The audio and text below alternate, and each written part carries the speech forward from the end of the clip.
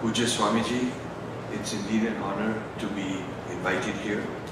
I was asked to share a few moments on the topic of Hindu identity. For the past few months, I've conducted several brainstorms, workshops on issues concerning Hindus, both in the United States and in India, including and especially among youth. And based on listening, mainly asking what is on your mind, what bothers you, what do you want to resolve, but listening to a large number of people, I'd like to share with you what I've crystallized as the main issues that we face, so that discussions can start in a very crisp way on these issues. The central overriding issue I have identified, I think we ought to really think about and discuss more, is the issue of Hindu identity. And Hindu identity, I divide into three kinds of issues under the overall Hindu identity. First is a very important question. Why do we even need a Hindu identity? And this is a very, very important point that comes up over and over again. And I will focus on this, but let me just deal with briefly the other two.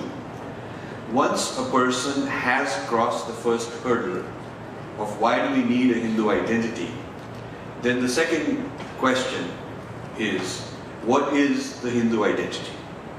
What does it mean to be a Hindu? Because we don't have one historical event, which is the defining event, which has a canon, which has been frozen and fixed. We don't have that as a available, definable concept. There are many texts. Some people ask me, what is your book? And I tell them we have a whole library. And because of the very nature of revelation and the rishis and the idea of living enlightenment means that we have an inexhaustible supply of enlightened gurus all through our history, and hence a huge corpus of knowledge. So what exactly is my Hindu identity? Is it about a deity? Is it about a Purana? Is it about Vedas? Is it about yoga? This is an important second issue.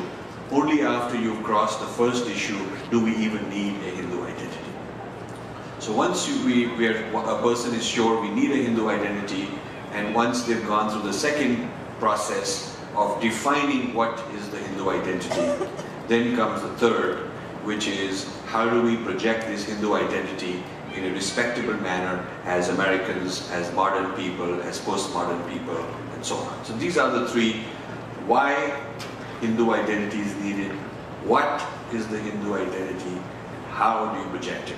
So the what, the why, what, and how of the identity, I feel is the main, is a kind of an important issue that Hindus have not dealt with enough.